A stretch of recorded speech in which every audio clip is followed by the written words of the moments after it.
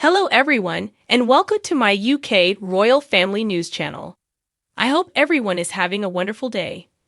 Before we begin, please hit the subscribe button and give this video a thumbs up. As George considers a new school, learn more about Princess Kate's unique relationship to Eton College. Prince George was recently photographed with the Prince and Princess of Wales at Eton College, fueling rumors that the young royal may be attending there for his education. Despite her royal ties, Kate, the Princess of Wales, now appears to have an intriguing link to Eton College. The 41-year-old did not attend Eton herself, but numerous of her ancestors did, and two of the college's buildings bear their names. The connections Princess Kate has go back to Henry VIII's time in power. In the 16th century, Dr. Roger Lupton served as provost of Eton, and was chaplain to both King Henry VII and King Henry VII. In the late Victorian century, gentleman farmer Alan Lupton, a distant cousin of Dr. Roger Lupton, also boarded at the school. In the chapel, Dr. Roger Lupton was interred after passing away in 1540. In his final resting place, a metal plate with his likeness was positioned. His name is honored by the two structures, Lupton Chapel and Lupton Tower. 300 years later, Alan Lupton, a second cousin 3 times removed of Kate, enrolled in Eton College and boarded there for 5 years, up until 1892. Olive Lupton's great-granddaughter Kate with Richard Noel Middleton in 1914. Another Middleton relative, John, played cricket against Eton in the 1914 Eton match while attending the rival Winchester College. Olive and Noel Middleton sat on the sidelines and watched the game. In 1995, Prince William enrolled at Eton College, and Prince Harry did so in 1998. Prince Edward, Duke of Kent, Duke of Gloucester, and Prince Michael of Kent, cousins of the late Queen, were among the other members of the royal family present. Although she received a private education, the late Queen Elizabeth II did study constitutional history at Eton. Prince George, who will turn 10 later this month, was seen with Kate and William as they attended Eton College last month. It's rumored that the young prince will enroll at the elite school, following in the footsteps of his father and uncle, but he won't be allowed to do so until he becomes 13 because that is the entry age, just like George is doing now. Parents are advised to begin the application process when their child is in year 5 of school. Currently, Princess Charlotte and Prince Louis, Prince George's 2 younger siblings, and he all attend Lambrook School. The triplets enrolled in the school last year after relocating to Windsor just a few weeks before the start of the September term. The Prince and Princess of Wales want their 3 children to have as much regular life as they can. Therefore, the family of 5 is currently living at Adelaide Cottage, which is very different from their Kensington home. In a recent poll, Prince Harry outperforms Prince William in terms of popularity in America. YouGov finds that US-based royals are more well-liked by Americans than the heir to the throne. According to a recent study, Prince Harry is currently more well-liked in America than his estranged brother Prince William. According to the Daily Express US, a YouGov survey that interviewed 1,500 respondents between April and June used a different technique from the polling firm's typical surveys, which typically last a few days. With 24% of Americans disliking and nearly half, 48%, approving, the Duke of Sussex received a net approval score of +24. In the survey, which Newsweek cited, 43% of respondents said they approved of Prince William, making him somewhat less popular than his brother. However, 21% of respondents said they did not like the king's son, resulting in a net rating of +22. But the Princess of Wales, Harry's sister-in-law, came out on top in the survey with the highest net approval, +35%.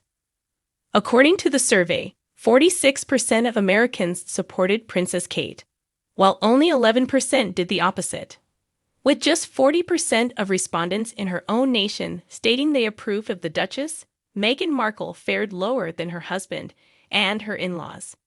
After 23% of people gave her unfavorable assessments, she had a net rating of plus 17%. According to the research, the princes are more well-known in Britain than their wives. As opposed to popularity, which is measured separately in the quarterly polls, YouGov's fame rating is based on how many people have heard of a public figure. With 85% of respondents knowing Meghan and 84% Princess Kate. Meghan was deemed to be slightly more well-known than her sister-in-law. The poll found that 95% of Americans were aware of Prince William and Prince Harry. Therefore, they were both outdone by their royal husbands. As a result of the January publication of his memoir, Spare, and the Netflix documentary on the Sussex family's retreat from the spotlight of royal life, Prince Harry is rapidly growing in popularity in the U.S. The Duke of Sussex had a net approval rating of plus 38, according to a Redfield and Wilton poll conducted for Newsweek on December 5. It found that he was liked by 52% of respondents, but despised by 14%. Kate scored similarly to Harry, with 52% of people liking her and 9% disliking her, whereas 51% of people loved her husband William and 11% didn't. On January 16, Redfield and Wilton also surveyed 2,000 U.S. eligible voters for Newsweek, just 6 days following the release of Harry Potter author Spare's candid memoir. This poll produced wildly different findings, with Harry's popularity rating plummeting to 31% and 38% expressing disapproval of the Duke, giving him a net approval rating of -7. Just over a quarter, 26%, of Americans said they loved the Duchess after the book and the Netflix tell-all, which made Meghan look worse. Meghan's net rating was -13 since more people, 39%, indicated they disapproved of her. Next month, Heart of Invictus, the second episode of Sussex's Netflix agreement, is scheduled to premiere on televisions all across the world. A spokeswoman for the streaming giant claimed that the couple and the streaming giant are working together on numerous projects, adding that even more content from the duo is probably on the way. We truly value our relationship with Archewell Productions, a spokeswoman for the company told Entertainment Tonight. Netflix's most grandiose documentary debut to date, Harry and Meghan, debuted with a bang. We still have a long and thrilling adventure ahead of us with them.